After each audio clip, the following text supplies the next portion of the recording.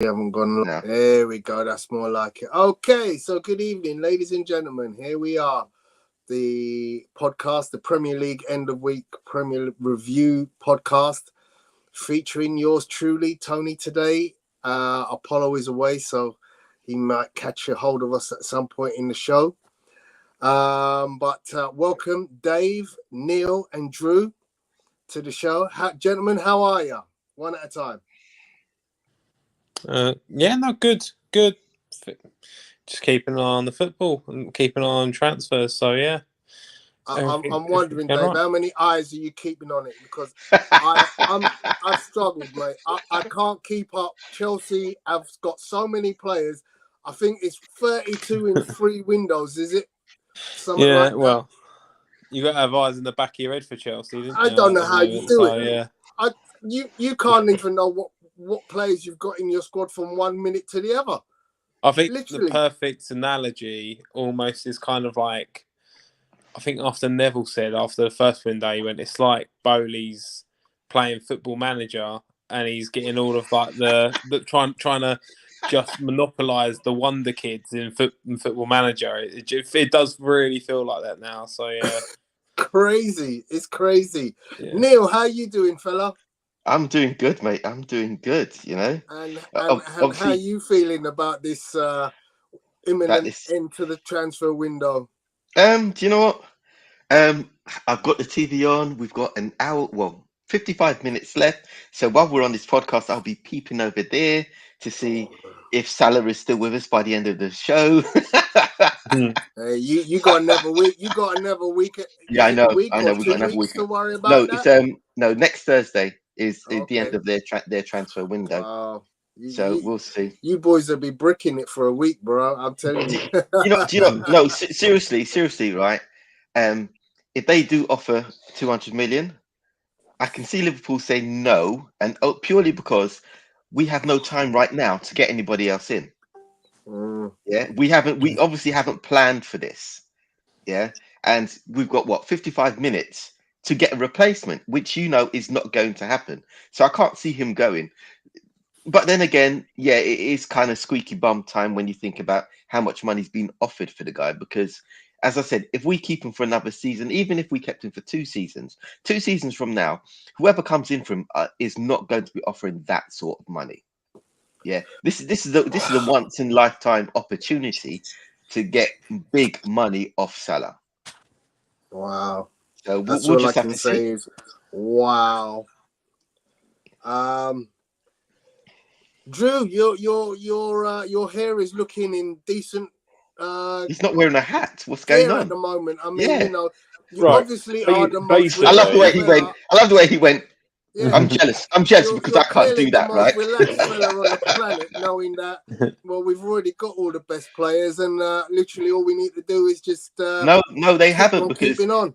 Chelsea are trying to get all the best players at this moment in time. They haven't got a chance. As long as they're under 20, they got the money, though. Yeah, they got the money. I mean, at the moment, we do have the problem that Chelsea are buying a new squad every window. So Chelsea haven't got one player that walks into the Man City team. Am I right, Dave? Go on. Sterling. Oh, Sterling was in the Man City team. Sorry. I think, I don't know. I mean, I suppose, maybe Enzo. Enzo would be the nearest, but he's not Rodri yet. Enzo will be better than Rodri. Enzo will be better than him. I think the thing is, Enzo, he'll be playing higher up the field now that we've got a natural DM. I think now probably not. I think give it time. Remember, the type of people that we've gone for are players that still will develop. So who knows? Maybe nobody walks in now. In a year or two's time, they might be running through. So I was correct in my assumption. Right now, Chelsea haven't got a single player who walks into the Manchester United. As we speak right now. Actually, there is one player if fit. Reece James. Okay. I take Reece James over Kyle Walker. Would you? I genuinely would. Drew. Mohamed Salah will go for 250 million. Speak to your guys to speak to our guys, and he'll move across. He'll move across. 250 mil. Jesus. Come on, man. Our guys are Abu Dhabi, not Saudi Arabia now. Completely different royal Money is money, family. man. Oh dear. So, just on the Mohamed Salah thing, though, I personally think if Liverpool turn down another offer of over 150, I think you're nuts. Yeah. I would take that. I would have another year out of the top four. No, I'd get it if this was the beginning of the transfer window. Yeah, I would have said, look, just let the man go. He's in his 30s. He's going to start coming towards the end of his career. Yeah, and he's just looking after his family now. Yeah, but it's too close. I mean, we got 50 minutes, and we haven't got anybody. Rather weirdly, I was watching Sky Sports News earlier, and they were talking about this. Like, he could set himself up for life if he goes to Saudi Arabia. Like he's not rich already. £450,000 a week in Liverpool. Have you seen the Aston Martin he's driving? I don't think I want to. I mean, let's face it, football is obscene because of the money. But that's what I'm saying. It's like, how can he not be rich? The man is rich. Yeah, his family's already sorted out for his lifetime and his kids' lifetime. Yeah. This Saudi money, right, would be additional pocket change. Yeah, but then again, if you're talking about 1.5 million a week, come on, man. How much did Salah actually cost you in the first place? Was it 35 or something? It was little. We didn't pay a lot for him. So sell him for anything above 150. It's wait. Do I look as if I control all that? Mate, yes, this opportunity. Get in the boardroom and sort it. All right, one second. Jürgen. Sorry. Drew, Dave, hypothetically, yeah, if you was in charge of Liverpool, would you take the 150 now? Yeah, because also I think you look at it and the concern might have been that we can't get a replacement in, but they've got Gakpo, Jota, Nunes has come out. We've got four other forwards. That makes 5. And obviously, what's his name? Diaz as well. It's not like they're short in that position. So, and you could probably even shoehorn somebody in there. But none of them right now. None of them have that Prem League experience. And if you're talking about trying to get back into the top 4, we cannot do without him this season. No, I think, but to potentially go, do you know what? That 150 mil could go a long way to actually. No, you're right. And suppose they offered that. Suppose they took that in the next 50 minutes. Who are we going to buy? We'd have to wait until January. We'd have to wait until January before we get. And I think that's the thing. It might not be this window, but at least you're going to have that in the bank. And the one thing about it is obviously Klopp's done well with, and I think this is actually a reflection on Klopp a little bit. He's always done well with the initial build of a team. Yep. I don't think he's ever done well with either a rebuild or a renovation of a team. Like after the first stint, after he's got all of his players in there, when have we ever actually looked and gone, okay, he's kind of built 2 teams, almost like a Sir Alex has, or even like a, if you want to say Pep in the initial stance. This is the first opportunity to actually rebuild, and right now what he was doing is trying to rebuild the midfield. He wasn't concentrating up front. He wasn't concentrating on, even though we need another right back and another central defender. Yeah. He wasn't concentrating on those. He was concentrating on the weakest part of the team, and he was trying to sort it out in this transfer window.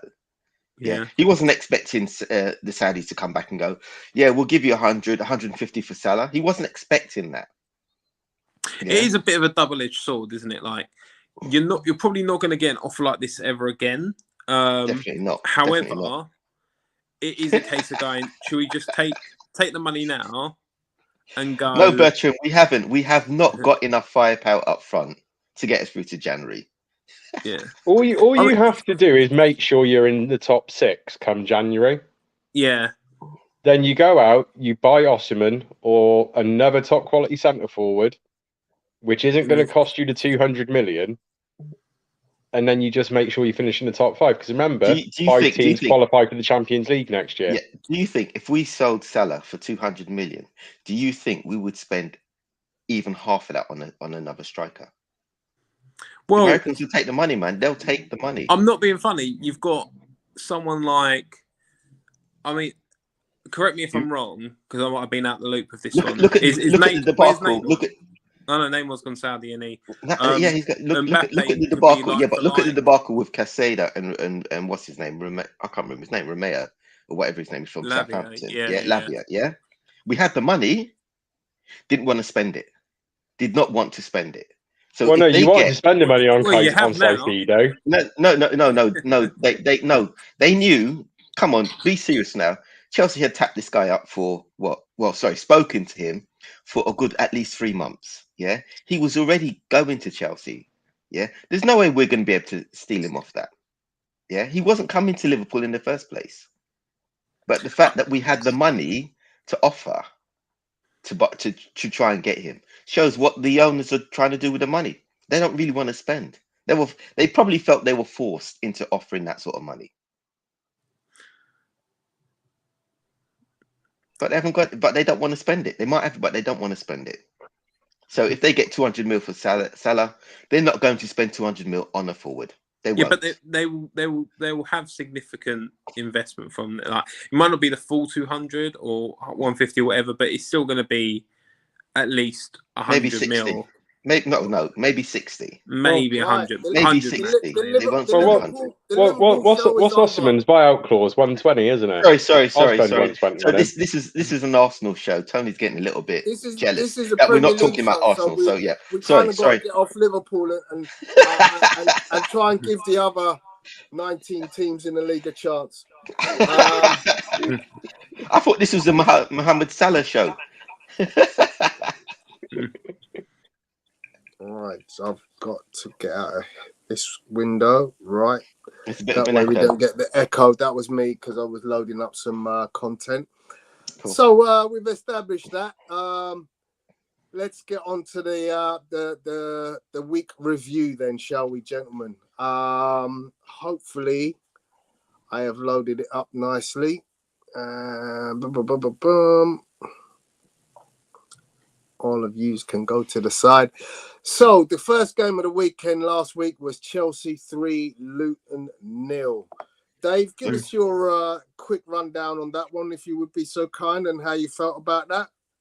Yeah, I think you're starting to see. I know when people last season, the big talking point was what's our best starting 11. I think people are starting to even see, what we're trying to build and what we're trying to do, and it feels a bit like I would say like a similar case to almost like Arsenal in the early days of Arteta, where people go, you can see what they're doing. It's just, is it going to work? If that makes sense. I think people can now see we're going to have Jackson up front. He looks a threat. I think Sterling, he articulated really well the differences between previously what he was being asked to do by different managers and what he wants to do with Poch now. And I also think, we look like we're going to control games. I think Enzo looks like a very good player.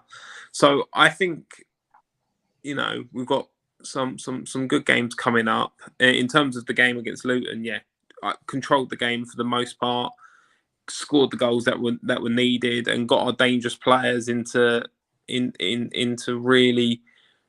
areas of the pitch where actually they can affect the game.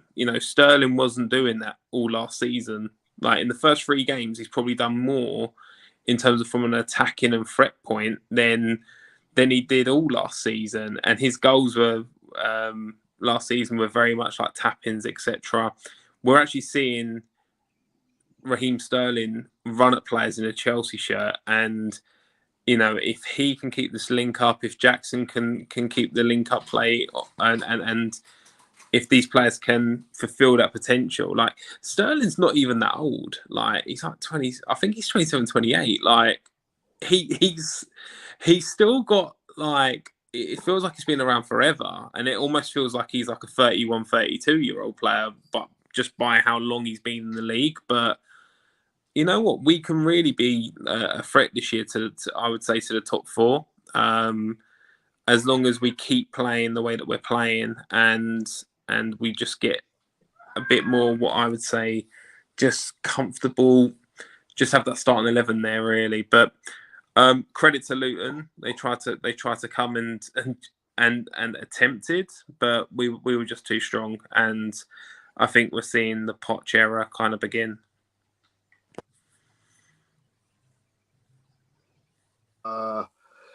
Bertram in the house. Big up to yourself from New York, Stan Kroenke, aka Bertram Spence. Chelsea will be much better this Probably season or this year, and frankly, Arsenal has not really improved. So He started bashing Arsenal already. he's already on it. He can't help 3 games himself. in. Come on, man. He can't help himself. It's all about the in-game management. He does not have the in-game management. He absolutely hates it. I thought he'd be more upset with oh god, what's his name that left Newcastle? Yeah. Who's he always talking about Newcastle? Alan St. Maximum. Yes, at Maximum. That's it. Yeah, that was Bertram's guy.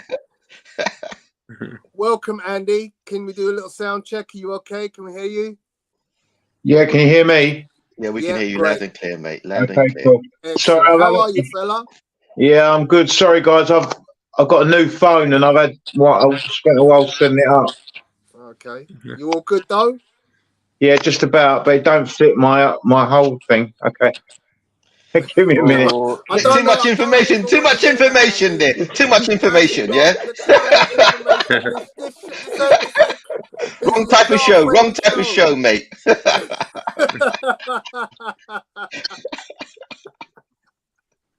Oh dear. Walked into that one. Anyway, so it's good that you've come on right now, because our next game that we'll talk about was Tottenham 2 away at Bournemouth 2-0. First goal for James Maddison. Second of your game was Kulusevski. Andy, what was your thoughts and feelings on that game? Well, we deserved to win. It was pretty comfortable. We could have won by more. They had a couple of spells where they could have scored. But on the whole, I thought we were in control of the game for most of it. Yeah, it was a pretty decent performance. That it? I was going to say, hold on, wait. Is that Andy? Where's Andy? I was expecting at least another 9.5 minutes. No, It's a new phone, mate. It's a new phone. Look, I mean, Maddison was excellent. Basuma was excellent. You know, we've got. I mean, Van der Ven was really, really good last weekend. We've made some good signings. I mean, it looks like we've got Brennan Johnson over the line just in time. That's a really good signing. Apparently, last ditch, we're trying to get Chalobah from Chelsea. Yeah. So they want to get rid of, don't they? Yeah. So I mean, I don't know whether we can get that, or Adebayo from Fulham, or Lloyd Kelly from Bournemouth. Apparently, we're trying to get any one of those three, but we want a centre half. A little birdie tells me you might have a problem in January because you're going to lose Sarr and Basuma. Yeah. Have you got enough there to cover? Well, I suspect that might be one of the reasons why Højbjerg's not left. But and we're trying to get Conor Gallagher again, but I don't think that's going to happen. I think it's been left. They've left it too late. Okay. So, Stan, we'll talk about Arsenal in a little while. So this is clearly not the Arsenal show. This is the Premier League show. So we give everyone equal opportunity on the show. Okay, the next result that we shall talk about from last week happens to be the Arsenal 2, Fulham 2. Anybody want to chime in on that one, or do you want me to take it, perhaps? You take it. You start off, mate. You start off. Okay. I mean, as far as I'm concerned, it's an experimental formation that Arteta is trying at the moment. He's basically using an inverted fullback in Thomas Partey And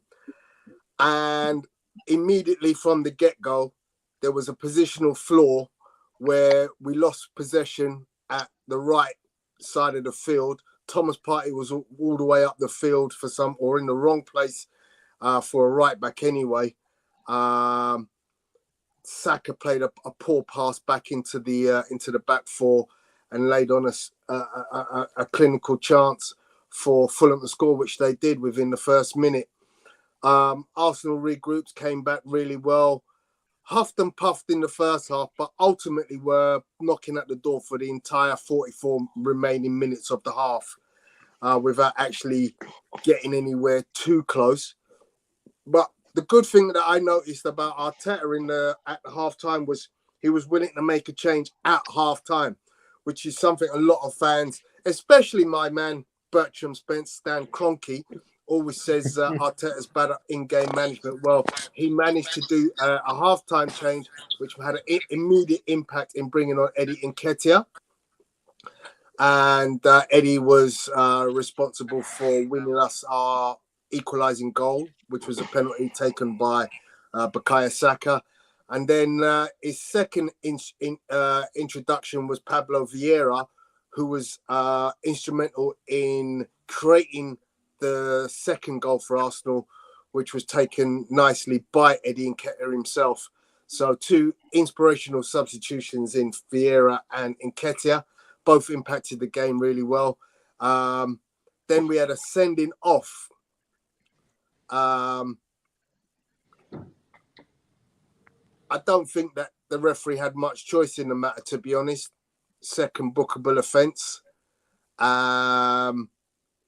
And yeah, Arsenal were looking like we were going to just romp home the remainder of the game, bearing in mind that we'd had up to that point 80% possession of the game. But Fulham, to their credit, came back really well, came back with a vengeance, and Arsenal seemed to just drop deep and invited Fulham on, and they got their reward by way of an equaliser, even though they were down to 10 men. Now, a lot of Arsenal fans went into utter meltdown. Why is he playing the inverted fullback role? Why is he doing this? Why is he trying this? Why is he trying that? Well, those same fans last season were complaining when Arsenal were playing the same team week in, week out, and not making any changes. And saying, why is he not making changes? Well, guess what he did this season? He's made changes from the get-go, from minute one. Yeah, he's got different personnel, and he's trying some different system changes. Clearly, what he's trying to do is counter the low block, because teams are coming up to Arsenal with the low block. And if you've got a well-organised defensive unit, it's damn hard to break it down. Anybody will tell you. You know, you could put the best offensive players on the pitch, but if you've got a well-organised low block, you might have a huge problem breaking through that. And for those fans who are complaining now, oh, but why is he experimenting so much? Well, guess what? The best team in the world right now, they use all of these different systems. And they play players like John Stones in midfield. And they use 3 at the back sometimes. And then they sometimes do different things. So it's very funny how people complain about Arsenal and Arteta doing things differently, but were complaining last year when he wasn't doing anything different and just playing the same 11 week in, week out. So that's my rant and my little... Preach, You're being the Coxie. bonnet, innit? You're being the bonnet. Yeah, I've said my piece. Yeah! But look, I can see Stan wants to... He's probably going to jump on it and say, You can see he's going... But yeah, that's what I've got to say. No, Anyone no, else want to comment on what I've just said? So Was first I of all, wrong? Bertram's not allowed on at the moment because me and him are going to actually agree on something when it comes to Arteta. I don't think that Arteta's wrong to be trying to use an inverted fullback system. I really don't. It's the players that he's going to use to try and play the system. It's much easier to turn a right back into a holding midfielder like Cancelo, Kyle Walker, Rico Lewis, than what it is to take a holding midfielder and turn them into a fullback, which is the problem with Partey. Yeah. Now, say you were using Tomiyasu, Kieran Tierney, who obviously is left now. If you were turning them into the player that goes into midfield, it's a lot more effective. But trying to get the midfielder to come back and be the defender, that can fall down. Yeah, we're struggling with that at the moment. And Fulham exploited the space that he left. Yeah. So obviously, the Kieran Tierney experiment was tried multiple times last year and it failed. He just cannot be changed. Okay, that's a bad example then, because he's obviously shit. But okay.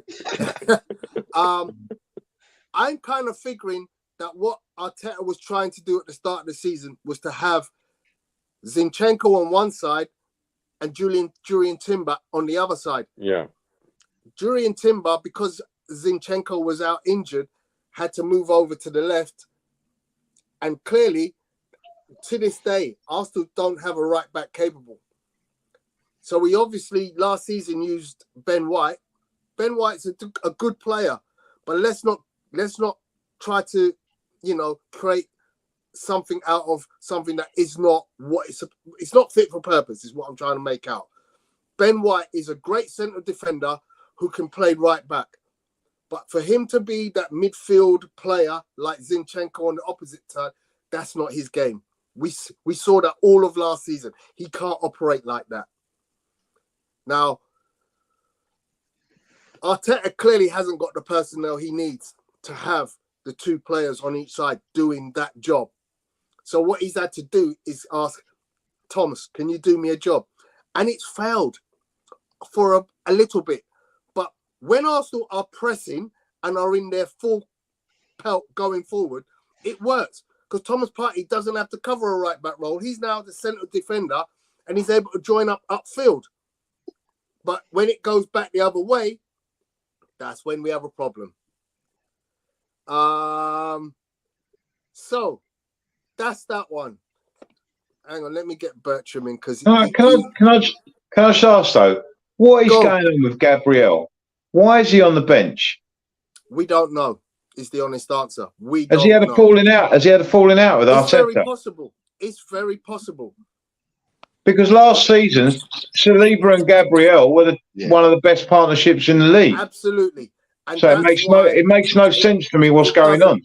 It doesn't make any sense. Bear with me a second, guys. Trying to bring Stan in, are you? Yeah. I do feel like with regards to like watching Arsenal, I think I've said this for the past, I think I said this last week. Havertz, it's going to take him so much time. It's just going to take him a long time to fit into the system because I think people are looking at the expectations of he's going to be a second Odegaard almost and, pick up pockets of space and do what Odegaard can do. Yeah. Only thing is, again, every time I've watched Havertz play, unless there's space to drive into, he goes backwards so much. And I don't know whether that's maybe something that Tuchel coached into him or how he's been told to play through really probably the managers at Chelsea because he wasn't really like that at Leverkusen. But every time he played in a different position at Leverkusen. Yeah. It's just it's so you see the talent there, but I don't even really think people can say where he suits on the football pitch. To be honest, where is his actual best position? He's a massive puzzle, Havertz, because we can all see he's a very talented footballer. You can see Bertram's itching. Bertram's itching. Yeah, he's itching to say something. Make Bertram have an orgasm because he loves that you're giving us this narrative that Havertz is a positionless player who has nothing to offer to a team like Arsenal. Just give the floor to him. Give the floor to him. He's itching to say, come on, Bertrand. Bertrand got 5 minutes now. I'm exhibiting So let me say this. Football is not rocket science, okay? Tony giving Arteta credit for making changes. Why is Nketiah on the bench? He's scored and assisted in games previously. Why is he on the bench? Why is Havertz at Arsenal? I haven't heard any non-Arsenal fans saying it's a good buy. £65 million for what? Waste. You say, oh, he needs time to adapt. He's been in the Premier League for 2 years, goddammit, people. I'm like losing my mind. 2 years in Premier League, we saw him at Chelsea. This is not some player from another league who you can say, you know what? We haven't seen him play. He hasn't played in the Premier League. I'm just here cussing like I'm going crazy. Football is a simple sport. It's the least innovative sports that there is out there. One of the least innovative sports. When they bring in VAR, everybody complain. Because it's innovation. It's not what footballers do. And I'm just frustrated with this nonsense, giving Arteta credit for making changes when he made a mistake in the first place, for playing Thomas Partey at right back. What? He should be fired for doing that nonsense. Like crazy. Really? Thomas Partey, who ran in the middle of the field, left, and by the way, nobody blamed Ramsdale. Ramsdale turned the wrong way. The man is facing him and he turned the wrong way. The player facing him. And nobody said Randall made a mistake. I'm ranting, I know. I'm frustrated. I hate lack of intellect. I hate lack of intellect. I hate it. I hate it. I hate it. It's frustrating. And you guys, and Tony, I expect better from you, Tony. Better from you, Tony. Better from you, Tony. Seriously, Tony. We had one of the worst transfer window. And people look at me like, Clark, you don't know what you're talking about. Okay, let me go through it quickly. 30 more seconds. We bought Timber. By the way, our best player by a mile in preseason, not even close, for 30-something mil. He's injured, so he's out, right? Rice and Partey are interchangeable. No improvement there. Rice don't play no offense. Rice can't play offense. Rice don't score goals. 10 goals in 200 games. So that negates each other. And Havertz is a liability. And Ryan is on the bench. Where's the transfer window you're talking about? Can people like reason? What? I am losing it. Andy should be smiling. Madison's an £80 million player, and he got him for 40 mil. I just watched Ward-Prowse play football. Bissouma, 25 mil. Bissouma's been one of the best players in the Premier League. He was poor last year, by the way, Andy. But he was also injured. He was. West Ham has had one of the best transfer window. They bought Kudos. They bought Alvarez, who I know from Mexico. They bought Ward-Prowse. You look how they spend their money. Great buys to replace Rice. So I'm done with my ranting. I know you gave me a limited time. I could go on for like an hour. But don't get me started on Arteta. I'm not impressed. About okay? Maximum, yeah? No mention of St. Maximum, no? I've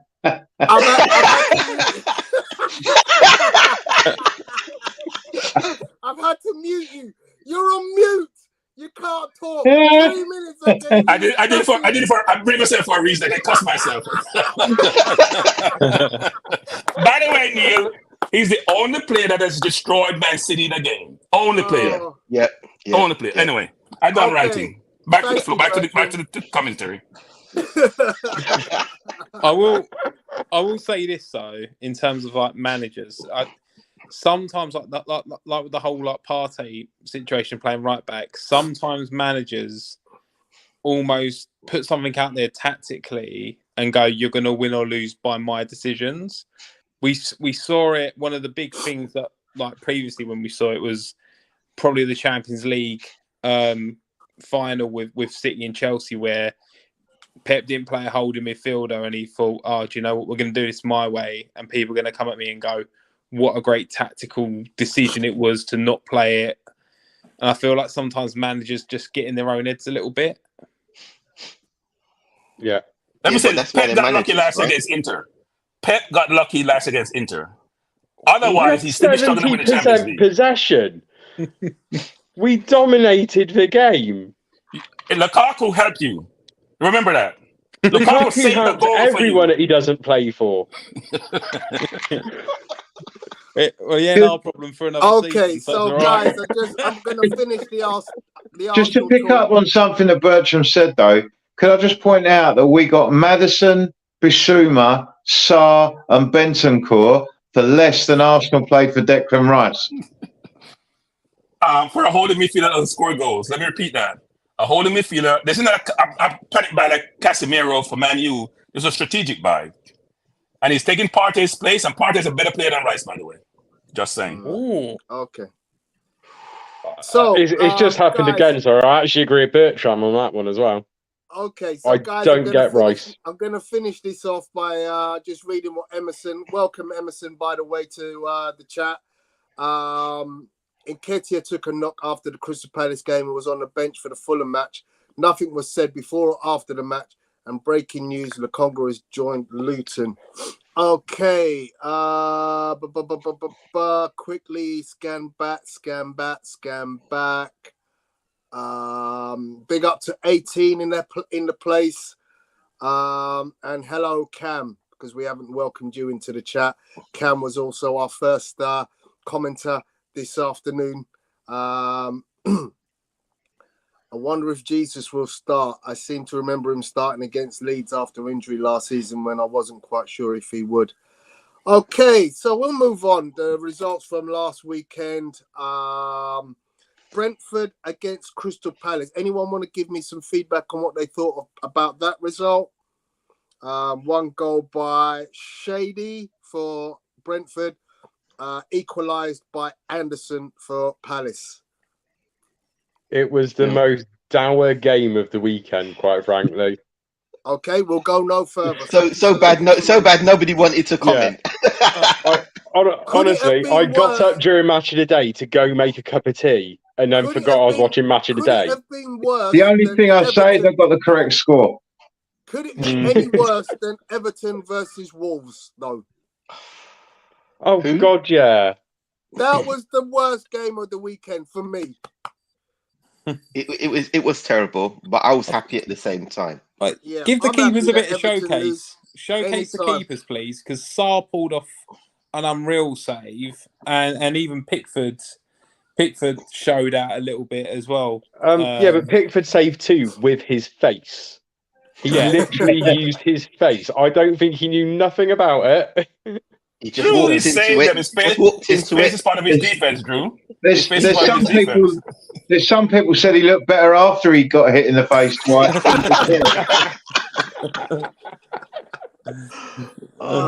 Sugar. Right, so we'll swiftly move on. Man United 3, Nottingham Forest 2. Now, that was a game. Who wants to take me through that one? I felt bad for Forest. I genuinely thought Forest could have nicked something out of that game. I felt really bad for them. I thought they were going to as well because they did actually play well. Unfortunately, United just played a little bit better, which was very disappointing for me.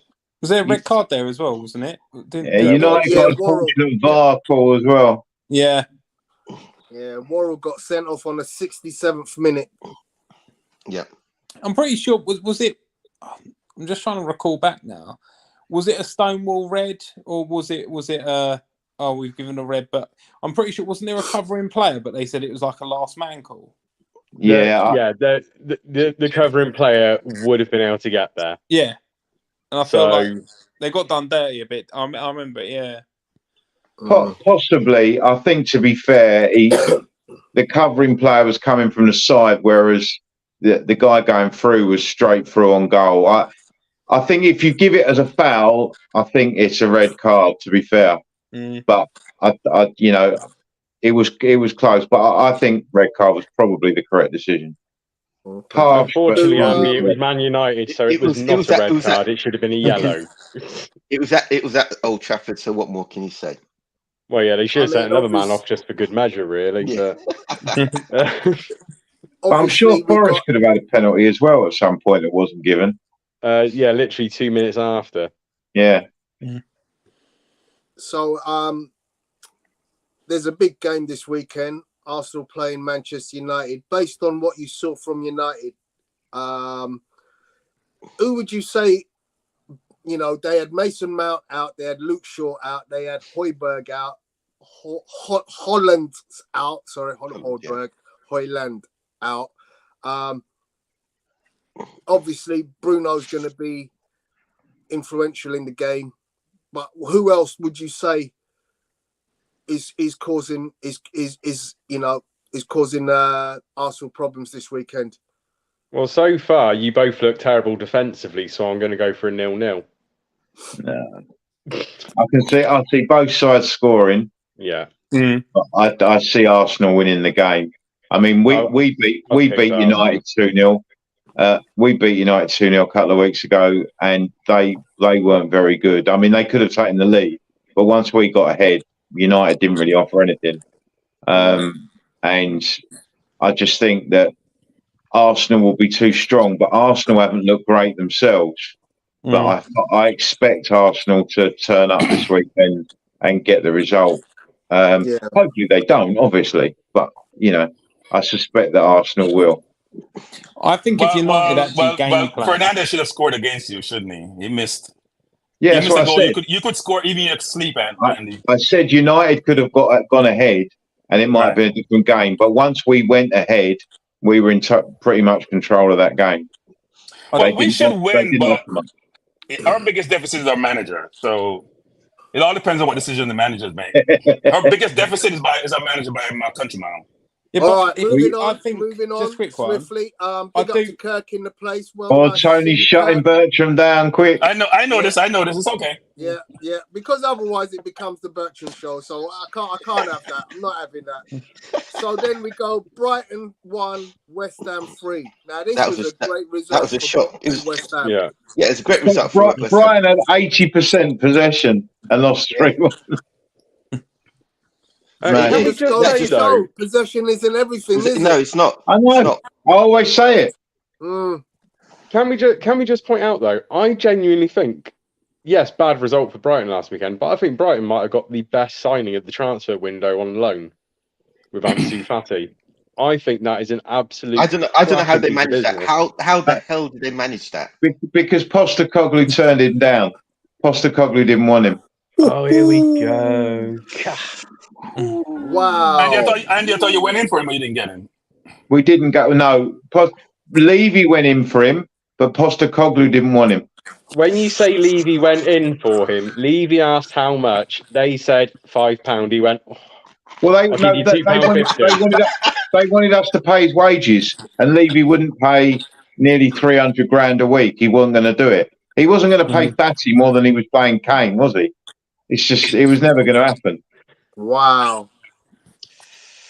Fati is not on that much, surely. Because Brighton aren't paying that. Because if you remember, Bayern Munich came in for Fati a couple of years ago, offered some ridiculous amount of money, and Barcelona threw like 300 grand a week at him because of that. And so he signed a new contract. He's got a £1 billion release clause in his contract. But then they've ended up loaning him out to Brighton. I mean, it's balmy, absolutely balmy. Well, he has got Messi's. He has got Messi's number, hasn't he? So, he is a great player, and I think great signing for Brighton. But he spends most of his time on the injury in the injury table. Yeah. I mean, let's talk about change. West Ham, guys. Let's talk. I mean, look, this is a great result for West Ham. Obviously on the rebound, losing Declan Rice, but keeping 3 of their major assets in Bowen, Antonio, and Ben Rama, and then adding Ward-Prowse to that mix. Suddenly, they look a much better prospect at the moment. I actually think their midfield better now that they've got rid of Rice. Yeah. Well, everybody stepped up, haven't they? Everybody's now kind of stepped up. Yeah, but that's the issue, and that was the issue last season. Antonio and Bowen weren't firing. Yeah, they're firing now, but they stepped up. Well, we'll see. But they've done well up until now. They will have if Antonio gets injured, they will have an issue. Yeah, because there's no one else that can play that bustling number 9 role in the same way. But I'd say Paqueta. What's actually happened to the Italian lad? Paqueta, what a player he is! What a player Paqueta is. Yeah. Who did they? Who? He's gone back to Italy. Yes, Scamacca. Yeah, he's gone. Oh, Scamacca. Yeah. No, but Paqueta, I'm talking about. It was brilliant again tonight. Oh yeah, he was good tonight. He was really good tonight. Let's face it. If Man City are turning down the transfer because he's dodgy, it means he's dodgy. So he's getting a suspension pretty soon. Well, we'll see. Wow. Yeah, that coming from City as well. He's had allegations of betting scandal, isn't there? It's spot fixing on yellow cards. Wow. Wow. I think what doesn't help is his brother and his father were betting on the minutes he was getting yellow cards in games, and sure enough, he was getting yellow cards in those minutes. Oh wow. So What more can could you be a say? little bit of Great insider intel, knowledge on gents. some of those. Great intel. Right, guys, let's move on. Burnley 1, Aston Villa 3. Villa looked good. And again, another team that have bought well in this summer transfer window. They look Bruce well, but then Diaby.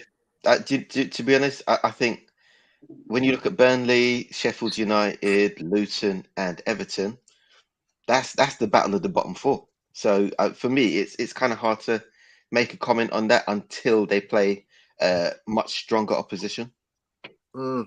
I mean, Burnley started with City, for Christ's sake. Leave them alone. They got Yeah, Spurs that's a tomorrow. tough one. Oh, have But, they? I want to yeah, ask it's not you good. guys. There's a player that I think needs a bit of praise here. Matty Cash. Yeah, scored two. He scored two in the game. Or should that be we're Matthias missing- Gatovka? Yeah, we're pronouncing his name wrong now, Tony. I do apologise, Andy. He might speak like he's from Birmingham, but his name's Matthias now. Born and raised in Solihull. I mean, he'll probably be gone by next season, though. Yeah. He's found his scoring boots.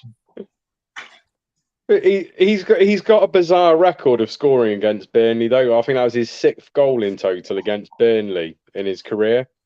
Mm. He's got a goal here and there against any other club he's ever scored against, but he's got a really good record against Burnley, which did not please Mrs. Ward. Just saying. Mm. Cool. All right. The next result from that Sunday was Sheffield United 1, Man City 2. Drew, your moment of glory has come. Tell us about what you thought about that game. To be honest, it's as comfortable as winning by a single goal can get. But the last 5 minutes weren't that comfortable. It was a little bit squeaky bum time in the final 5 minutes, especially when McBurney was on the field. Because we don't have a centre-back who really relishes getting knocked about by a big centre-forward. So luckily, Sheffield United didn't start with anyone massively physical in the game because it could have been a different result. But for the first 85 minutes, it was a pretty straightforward game for Can City. I just mention this? This is one of them situations that you rarely ever see in football. Man City, 30 shots. Sheffield United, 6. 30. I mean, Haaland was celebrating. He's just been voted Premier League Player of the Season. PFA Player of the Year. I've got to bring in Bertram because if you have 30 shots and you score 2 goals, then it's got to be Pep out, surely. His in-game management was woeful. Whoa. No. That's like saying you have was in 80% Barcelona. That's like saying you have 80% possession and draw the game 2-2. But you still want Arteta in. But let's be honest, 2-1 against Sheffield United is like a draw. Yeah. Yeah, but we said the same thing. We said you told me we were dominant. We played Nottingham and we won. Nottingham Forest, we won 2-1. You said we were comfortable. They had You said they were comfortable. possession and had 30 shots on goal. But who was sat on the bench though? Who was sat on the bench doing the in-game management? Was it Pep? Pep was in Barcelona. He was getting back surgery. Yeah, he wasn't at the game. Okay, so that's the excuse. Yeah, Well, Arteta doesn't have any. We are the only team that haven't dropped a point yet, so Just like Everton are one of the only teams who haven't scored a point yet. it's very true. Anyone want to give us an idea about Sheffield United early on in the season for them? They're going down. Relegated. They're going down.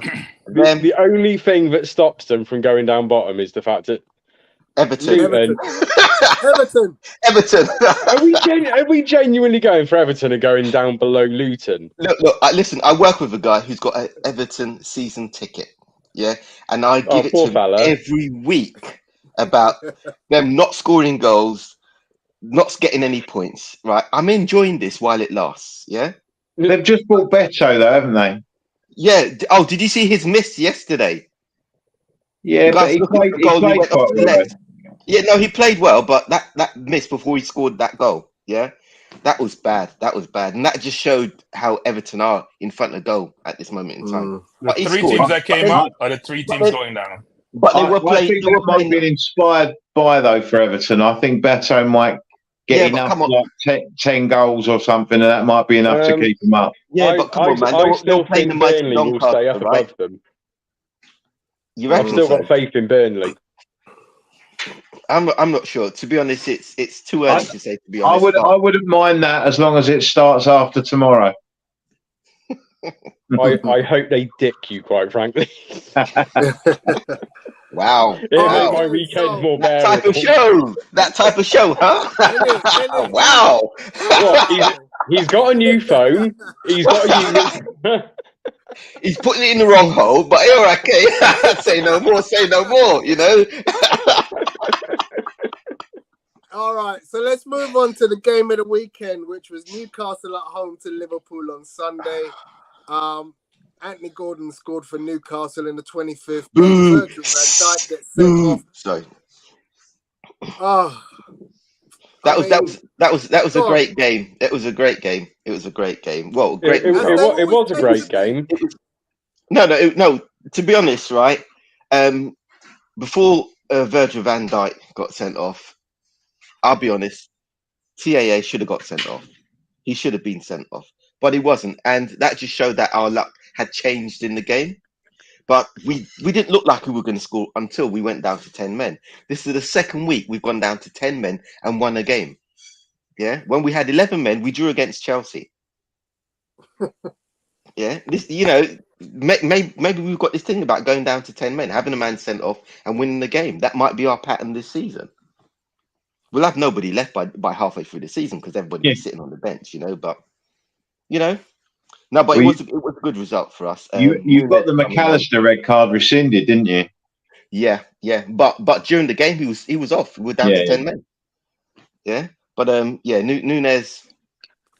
You have to give it to him. He's kind of itching, trying to prove his point. I mean, he hadn't. I told you, boys, watch him this season. Yeah, he had an okay season last season. It wasn't great. Pre-season he did really well, and I think he's obviously trying to prove a point because he's done well in pre-season. I can't So work out Neil, why you're not starting him. hey Neil, Still being you put on give the me a bench, hard though. time for St. Maximo. You don't give me any credit for rating Núñez. Núñez is a beast. All you need is time. All you need is time. All you need is time. He's a beast. Yeah. Bertrand, I apologize. Yeah, right. You have all the credit for Núñez now. Yeah, right. So don't be upset anymore. He Don't be. saved Look, you. I He said saved it. you. I said it He officially. made your Yeah. Sunday. He made your Sunday. He made your Sunday. I'm not saying he didn't because he scored the 2 goals. Yeah, even though Salah I couldn't believe Salah got the assist as well. Salah of all players, right? And just got the other assist. you're making out like Salah's some kind of scrub. He's greedy. Listen, man, the man's greedy. It's not He's Calvert-Lewin, greedy. bruv. It's I- Mohamed Salah. Have some respect on that man's name. How could hold on? You're talking about respect. How could you put him and Calvert-Lewin in the same sentence? Because one is like chalk and the other is like cheese. They're so different. Yeah? In Put some all fairness, respect Neil, on that you've got to man's show name. him respect for the next 7 days Inshallah. until he leaves. I know. What do you mean until he leaves? He hasn't left. He's not going to leave. You got, I say you got that- 7 days of Mo Salah. Yeah, it's true. That's all we're going to hear now. That's all we're going to hear for the next 7 days. 200 million? Do you know what? As I said, saying earlier, it's too late for us to try and get a replacement at this moment in time, even though we've got another 4 forwards. But I reckon if they come in January, he'll definitely be gone. I reckon he'll be gone in January. They need him for the Club World Cup, so you better do it quickly. Yeah. Well, at the moment, Liverpool have turned down the 150 million offer. What would you Yeah, do if so- it was 150 plus a dime bar? Because I'll take that, quite frankly. A Twix, maybe. Oh dear. Is it a Twix extra or a regular It's, Twix? it's the extra in it because the extra is bigger, man. So Yeah. you have to go for Right, the bigger guys. one, man. Let's move on. So I know one of you has definitely got to be having a look at the old transfer deadline day. I have not got. I'm not in any way related or involved in what the hell is going on in the transfer market. Right. Well, We there's literally have 2 minutes left. less than Is 2 there minutes. Less than anything 2 that minutes you left. can tell me right now that's Well, going on in the transfer well, market? It's just Luton have flashed up signed- on my TV that Amrabat has gone to United on loan. Yeah, he's gone. Yeah, he's gone on loan. Luton have Okay. got I can't remember his name. What's his name? Nakanga. That's it. So Luton have got him now. Obviously- Forest has signed Nuno Tavares on a season-long loan from. I think from that's you good guys. business, actually. Yeah, but they've good got business for Forest. with a 12 million option to buy. And they've got Hudson-Odoi as well from Chelsea. Yeah. Forest. Oh, Villa- Villa signing Clement Longley. Longley. Yeah, Long Villa leg, are getting yeah. long Hey, legs. Andy. Hey, Andy. That's a I don't good buy. That's a understand the good- Johnson £50 million pound buy. I don't James understand. McTee has gone back to Sheffield United Sheffield on loan United. for a season. Yep. I think Johnson's a good buy. Oh, 50 million? Or 45 million? No. 45. Tanganga's joined all I actually think Brennan Johnson is a good signing for 45 million. Yeah, I think he is as well. Why? Because done you well. sold Chelsea a cabinet player for 45 million? That's not the benchmark. to be fair, if Cole Palmer's 45 million, then Johnson should have been about 80.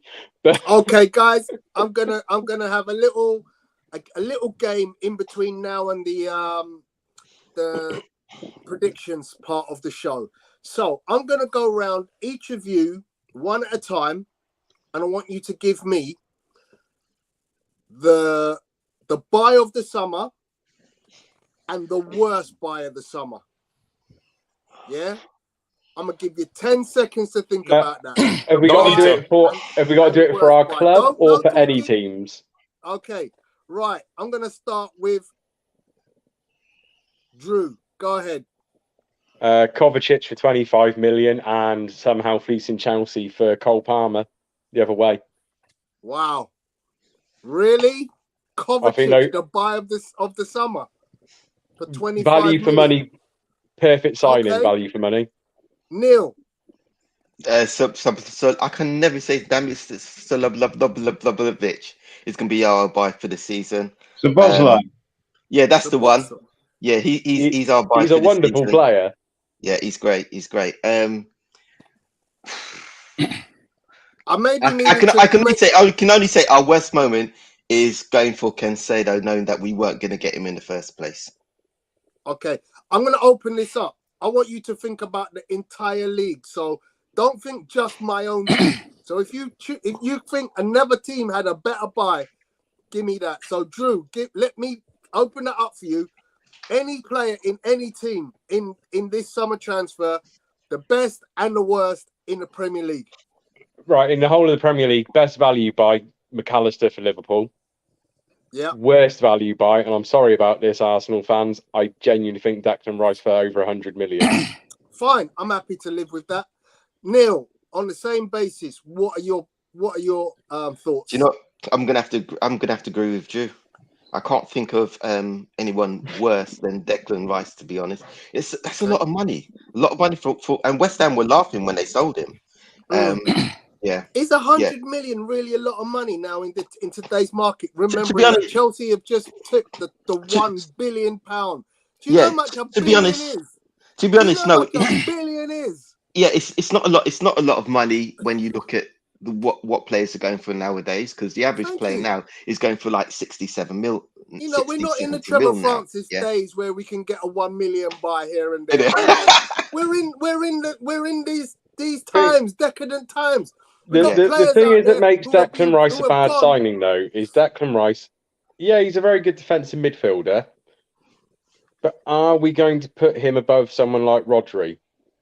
Is he really going to make that much of a difference to you guys? Do you think that your guys are a lot better, much better team with him? Let me just caveat to Drew's point. If Declan Rice is worth 100 million, yeah, are you trying to say to me that Rodri currently in the world market is less than 100 million? If Rodri hit the open market and Declan Rice is going for 100 million, I would expect Rodri to be a 200 million pound player by that logic. Right. Because Rodri is twice the player. Let's take Declan Rice out of the situation. What's your valuation on Rodri? 65 million. Fair. Okay, Andy, same question to you. Yeah, I mean, there have been some excellent buys across it. McAllister, I said, was a great buy. Szoboszlai was. I think Liverpool have bought some good players for, sensible money. I mean, it's all mental money, but within the bounds of what people are paying now, Liverpool have got some good players. But I think Spurs' purchase of Maddison for 40 million could end up being one of the buys of the year. I think that's a brilliant piece of business. I was surprised that not many people actually went for him when Leicester went down. I was surprised with that. I mean, I think to get him for the price that we have is excellent, and obviously being combined with other players that we've already got that didn't really feature last year, but are now playing very well. And we've still got Bentancur to come back from injury, which probably you're looking about another 6 weeks to 2 months. So I think we're all right. I'm just concerned. I haven't seen anything yet. I know we're trying to get a centre half, but I would be a lot happier if we got another centre half, because I think say Arsenal might have just completed the best piece of business. What's that? They've got rid of Rob Holding. Yeah. Right, Andy, what's your worst bit of business for the summer? Oh my gosh, Getafe have just signed Mason Greenwood on a season-long loan. That's good. Wow. Good for him. Get out of the country. Good for him, I think again, there's two contenders with Arsenal. I think Declan Rice is a decent player. I think you've overpaid, but I think Declan Rice is a decent player. Whether he's necessarily made you any better, is he a better player than Xhaka at this stage of his career? I'm not sure. So I'm not sure he's necessarily improved you now, but I think he has the potential with Arteta's guidance to become a very good player for you. But I still think you've overpaid for him. But okay, let's see what he does. Kai Havertz, I don't see him. I can't work out why you've paid the money you have for him. I think he's a decent player, but I don't see him in your system. So he's the worst player of all the players that we've been bought in this summer transfer window. Kai Havertz is the worst. I'm just pointing out the things that stand out are the value. I don't think what you've paid is good value for the players you've purchased. Okay, I get that. I'm not saying that they're rubbish players. They're good players. I think you've overpaid for them. Quality of the player, most importantly. I'm going to move on. Stan.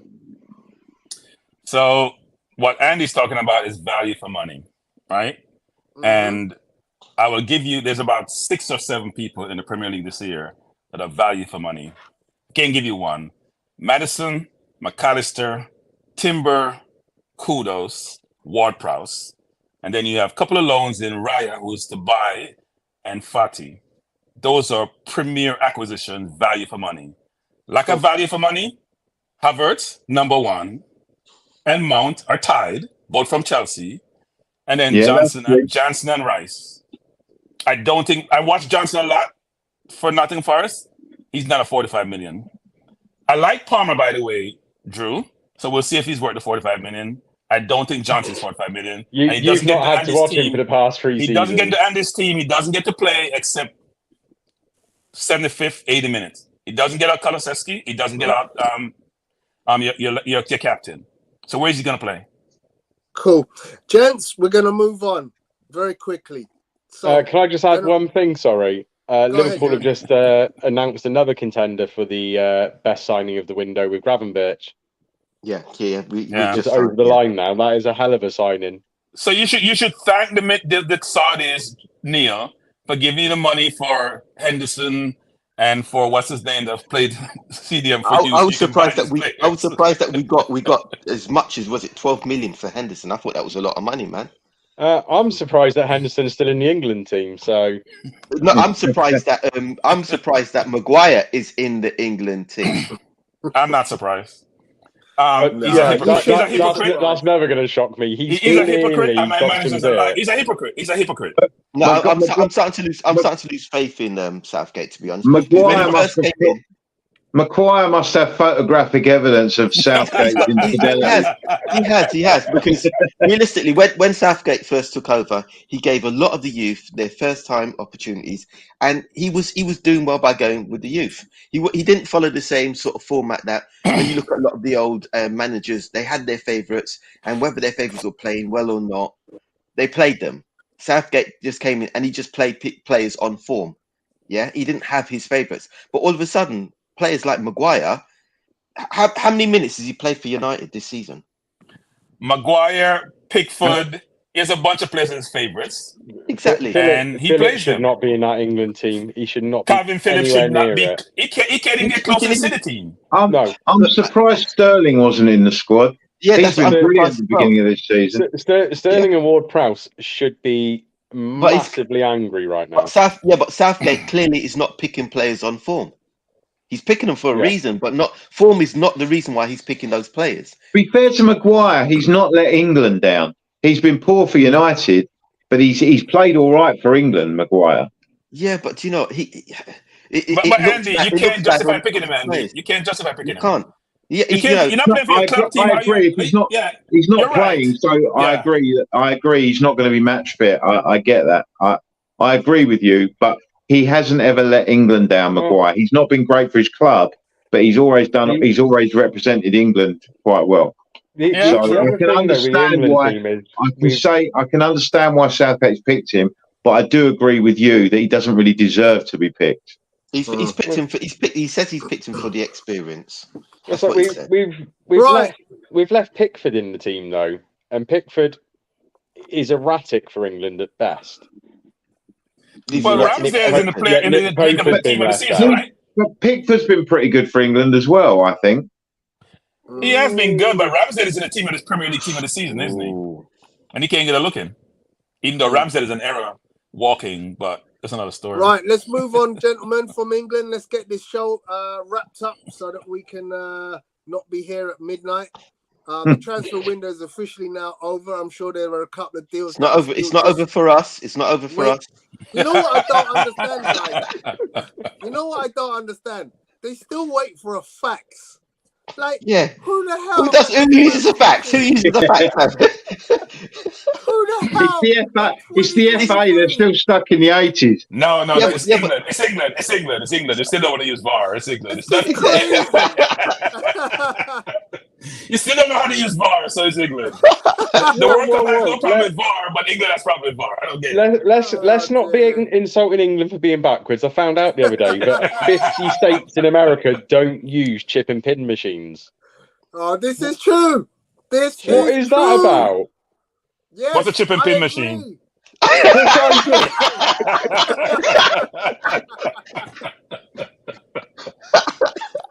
Right, gentlemen. We've had a game already from this weekend has finished. West Ham won 2-1 away at Luton. They are officially top of the league. So West Ham top of the league. They were chanting that they were going to win the league during the game. Yeah.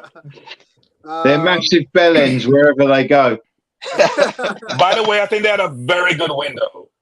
Mavropanos, Kunos, Ward-Prowse. They've had a good win, and Alvarez. They have a good window. Good window. I mean, the fact that they got Mavropanos for 20 million and we could only get 4 for Rob Holding. No. That's us. That's how we do business. We give it away. We don't sell for more than 10 million. That's a bogey we don't pass. We don't try to sell. I'm not going to lie. The fact you got anything for Rob Holding is actually a goddamn miracle. He's English. He makes up the 8 people you have to have. For more. He's England international. We can't even give away half an increase on his actual market value if you got 4 million for him. Andy say he has a problem with this team. He can't give away players. Can't give away Ndombele. We've been trying to get rid of Ndombele for 2 years. No one wants to buy him. Lloris, Dyer, Sanchez. They're all stuck there, and he doesn't want to play any of them. Yeah, Unbelievable. Dyer said that he wants to stay until his contract's over now, isn't Yeah, no, yeah. Well, it's when I saw the article come out the other day in the Mirror. Yes, I did read the Mirror. I felt bad. I felt dirty. But apparently, Eric Dyer was linked to Bayern Munich. Yeah. Harry I Kane actually had a hernia. Harry Kane missed his bum buddy. Right, so Dyer's let's, an England international, okay? Dyer's an England international, like Rob Holding. They're in the Would same you like a group. little bit of let's- bitterness with that salt there, Andy? Well, no, I think Dyer's a bit better than Rob Holding, to be fair. Yeah. all right, guys, let's finish this off real quick. Yeah, so West Ham 2, Luton 1 has happened. So we move on to Saturday's fixtures. I'll go around the houses. Sheffield United versus Everton. Andy? Haven't you got the thing? I'm going to go 0-1. 1-0 to Everton. Okay. Drew? It's a draw. It's nothing but a draw. So who we going with? Sheffield United, Everton first, yeah? Yeah. Neil? I've actually got that down for an Everton win. They're due a win, to be honest. But then that's the battle of the bottom, right? Yeah. 1-0 Everton. Okay. Bertram? Everton 2-1.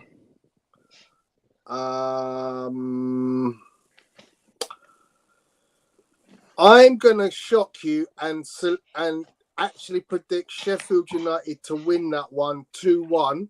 Well, And I actually have Dave's predictions, and he also goes 2-1 to Sheffield United. I hope you guys are right because I can rub it in the face of my colleague at work on Monday. Incidentally, Dave did his predictions at 5:30, and he predicted West Ham 2-1, so he got that bang on. Could have been 2-2. They got robbed of a penalty. I did actually say West Ham were going to win on that one. So Me too. Totally Brentford, true. I think we all did, yeah. Yeah. Brentford versus Bournemouth, boys. Andy? Brentford, Bournemouth. 1-1. Ooh, really? Drew? I've got another boring draw. Okay. 0-0. Ooh, really? Wow. Okay, Neil? I've actually got a Brentford win 2-0. Okay, you joined Dave, who's also got Brentford to win 2-0. Bertram? Brentford 2-1. I'm going to join you on that one. Brentford 2-1. Then we got Burnley against Spurs. Andy? Spurs all day. Come on, Andy. I'm hoping it's a Spurs win. I'm just thinking of a scoreline. 1-3. Okay. Cool. Drew? I mean, we know I want to say Burnley, but I think it's going to be 3-2 Spurs. 3-2. That Neil? much. Definitely a Spurs win. It's going to be 2-0 Spurs. Bertram? 2-0 Spurs. Best player in the Premier League in Basuma. Will Okay. control the game. Dave has gone for 2-1 Spurs. Everyone's jumped on the Spurs bandwagon. I'm going to be the one to come out of that and predict a 1-1 draw. So you want to be the only person that's wrong. Okay. Yeah, okay. I'll sit on that fence. I'll take that.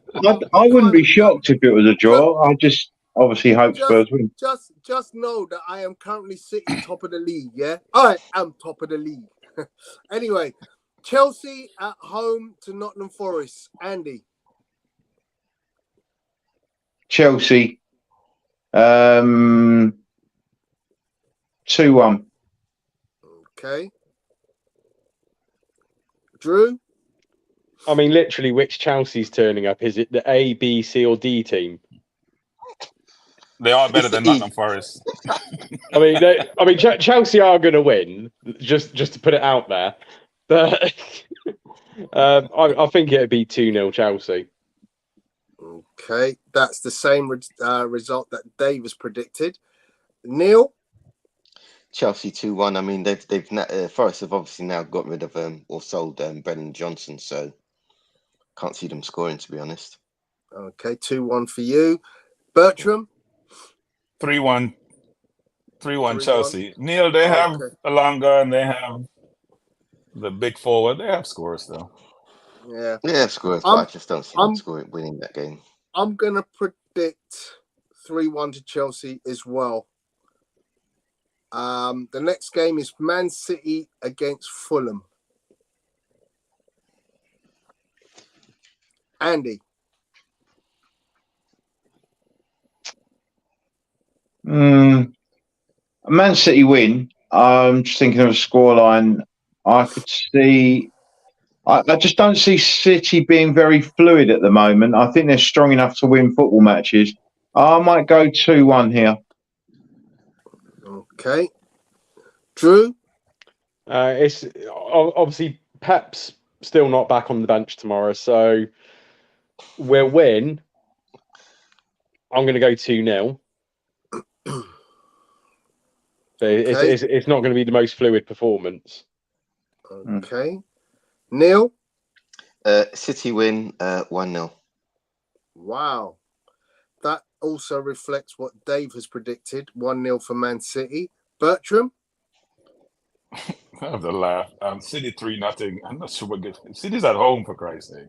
Yeah, Against a Fulham team. I'm trying to work out if Man City, the world's best team, can't beat Fulham by at least 3 goals at home, then it's got to be Pep out, isn't it? Hang on, what was the score when on Arsenal were at home to Fulham last Saturday? We're 10 men, and they had 10 men, But and you drew 2-2. City doesn't have Arteta on their bench. Just exactly. remember that. Another team. Wow. Just to reiterate, we don't even have a manager on our bench. It's better. It's better you don't have one. Like the one we have. Okay. I'm gonna go 2-0. I'm gonna go 2-0 for Man City. The next game is Brighton at home to Newcastle. That could be a spicy game. Andy. 1-2. Mm-hmm. Yeah. Drew. Newcastle win. Yeah. Oh, John, this is the hardest game of the weekend to predict.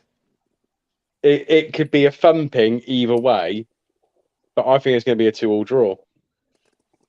Okay. Neil? Took the words out of my mouth. I think it's going to be a draw anyway, and I think it'll be 2-2.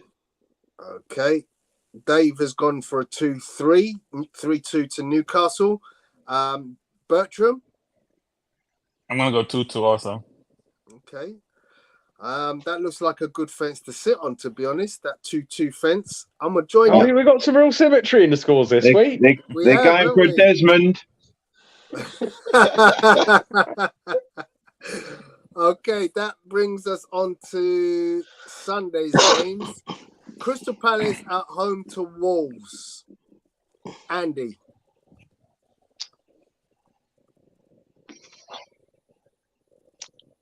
One. Okay. Drew? I can't remember where I put a draw or a Wolves win. I'm going to go 1-0 Wolves. Okay. Neil? I got that down as a draw, 1-1. Bertram? 1-1. Dave has gone for a Palace win, 2-0. Oh. I think Wolves are in deep trouble. I'm going to join Dave on a 2-0. Then we've got a very interesting match. Liverpool at home to Aston Villa. I've got a feeling this is going to be a real good game. It better be. So, Andy. I'm going to go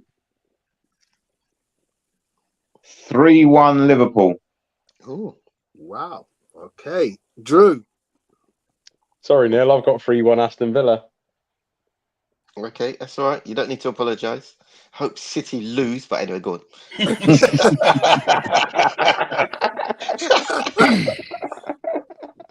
Will Salah be playing?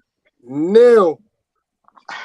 I've got that as a Liverpool win. That'll be 2-1 Liverpool.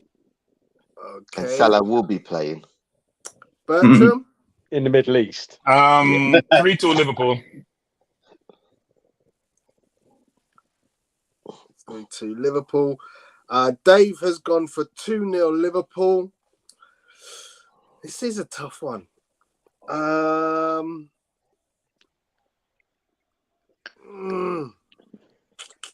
I add to that? We'll go down to 10 men again. Okay. I'm going to go Liverpool 2-1. And that leads us to the last game, Arsenal at home to Man United. Game of the week. Game of the week. Andy. 2-1 Arsenal. Yeah. Drew. 3-1 Arsenal. Okay. Neil. I've got that as a draw. 2-2. I just think that United just seem to get points against the top teams, even when they don't deserve it. Not away from home, they don't. They will this season. Okay. Neil, did you just give me your score? Did I say 2-2? Yeah. I said a draw. It's a draw, 2-2. 2-2. Okay. Bertram. Depends on which team he picks. If he picks Gabriel and bench Havertz, we'll win 2-1. If he doesn't, it's 2-2. Isn't the same apply to Man United if he picks certain players, though? I don't care who Man United pick. They're not good. Okay. So, sorry, just give me that score again. What was that prediction? It's 2-1 if he plays Zinchenko at left back and Gabriel inside and bench Havertz. If he doesn't, it's 2-2. Okay. I'm going for 2-1 to Arsenal. Dave went for 1-1. So, gentlemen, we have now completed our predictions for the week. Apollo, do you want to come in and have a little say because you're now back home? Where are you? You're on mute. Coming on, Apollo? I could just see his big grinning face. So I gotta say something before he comes on. He gave me a hard time in a window about, and me mentioned that Nketiah is in the team because not just because of football ability, because Gareth Southgate's wanted to cap him. I don't think that's disputable. He's not better than Ollie Watkins. He's not better than Tony. He's not better than Wilson. He's not better than Kane. How does he make England team? He's trying to cap him so Ghana doesn't cap him. It's not debatable. I mean, in my eyes, the kid should go and play for Ghana. I don't know what. Of course he should. He's gonna be like Maitland-Niles. Yeah, He's not gonna have a career in youngsters. international football. I just don't understand it. You know, you got a good opportunity to go to a World Cup, and you turn that down to try and feed England. Really? He's not gonna get a game. Can't displace Kane. There's just so much favoritism in the England team that, you know, once they get their favourites, every manager's going to stick with their favourites. So I don't get it. Yeah, good afternoon, people. Good evening, good night. How you doing, guys? Yeah, good, mate. Apollo, how are you doing, Apollo? I'm doing good, man. I'm doing good. Can't wait for this weekend. How was the equalizer? No spoilers. Sorry, no spoilers on that one, guys. Excellent movie, though. Excellent. So, and by the way, Andy, Gabriel wasn't on the field when they scored the equalizer. Don't let me start it. Keep going, Tony. Don't get me started. Okay, so guys, we've wrapped up the shenanigans. It's been a pleasure to be back on the show with you guys. Thank you very much for your time this evening. Everyone in the chat also. Thank you for joining us this evening. Emerson's give us a little bit of intel, which I just want to read out. Tony, you will hear early next week that Suarez and Pepe have had their contracts terminated. Cam also comments, we should stuff United like a Thanksgiving turkey, but it'll end up being tight, nervy affair. In January, we smoked them at the Emirates, but we still needed a 90th minute winner to beat them. I mean, it is one of them games like, you know, an Arsenal Spurs game where, you know, you can write form out of the window. So who wants it most on the day? Both teams will be pumped up. Let's see how the master tactician works. I mean, some say that Ter Stegen is not Ter Stegen. What's his name? Ten Hag, sorry, is the master tactician. Well, you know, this is a matchup of two of the greats of the game right now. So we shall see who comes out the winner. There's rumours that Højlund is back available for the game on Sunday. So yeah, that's been written in the chat somewhere earlier that he's going to be in the squad. So I don't fear the kid. I mean, you know, it's not like you're facing Haaland, is it? You know, no. Højlund. Well, we may have Partey facing Rashford. That should be interesting. That will be. If you do have to face Højlund, it is like they have literally just got Haaland from Wish and stuck him up front. So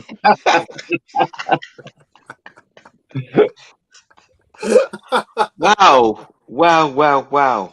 I'm sorry, but he's got 21 goals in his entire professional career. That includes the first 4 years of it playing for Odense. Yeah, but he's a budget player. But he's a budget player, though. So you know, he cost £60-something £72 million. million is not a budget centre forward. He cost $6 million. We gave away Balogun for $30-something million, for $25 million plus add-ons, frankly. No, but come on, man, come on. He hasn't got that. He hasn't got that much experience for the Premier League. Yeah, Ten Hag is just hoping that he's bought a gem, and this guy's going to do just the same thing that Haaland did last season. That's not going to happen, but it's all right. Let them run with the player. Let them run with the player, man. Nobody fears him right now. He's a Poundland Haaland. Exactly. The thing is, I was critical of Liverpool when they brought in Nunez last year. Nunez, in comparison, had a hell of a lot of history in terms of scoring goals at every level he'd ever played at. Exactly. Højlund has no history of scoring goals at any level, particularly.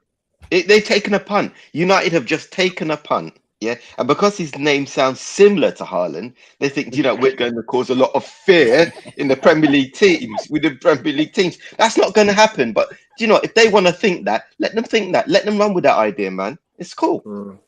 Cool. I think I think he's got a lot of potential, and I think in time, a couple of years down the line, he could be a very good player. But I don't think he's going to come into the Premier League and start ripping it up. I just don't see it. No, I agree. Gentlemen, we're closing comments if I can. So, Andy, if you may. Come on, you Spurs. Good. Andy, I still don't have your predictions, Andy. I'm looking at them on the screen. Well, now. I've just given them, but I'll send them to you tomorrow morning. All right, Ashley. What I'm going to do, Tony, is I'm going to go back out and watch the last part of the show. Yeah, because it's all in a small segment. So okay, I'll do that. I'll catch you guys later, man. All right. Hello. Have a good one. Drew, what's your closing comments, mate? Any? Let's make it 4 from 4. Excellent. Neil? I'm hoping Salah plays and stays. Bertram? I hope Pep open his book so my manager can copy from him again. When he closes his book, he's in trouble. Oh, dear. Hang on, Arteta's been trying to copy with the inverted fullback, and it's not panning out so well for Arteta. No, but he needs Pep to guide him about what he's doing. So now Pep is injured, he's doing a nonsense. He's playing. You guys just watch how he manages games. I've been saying this for a while. He can't manage games. He's awful. Did you see the interview with Postecoglou where he said apparently I'm copying Pep? Oh, did you see it? He's really funny when you watch him. Cool. All right, gentlemen, thank you very much again for your time this evening. Have a wonderful weekend. Back to school for me next week, so the grind goes on. We will see you all again next week, Friday. Peace out. Right, have a good one. Have a good weekend, everybody. See you later. Bye.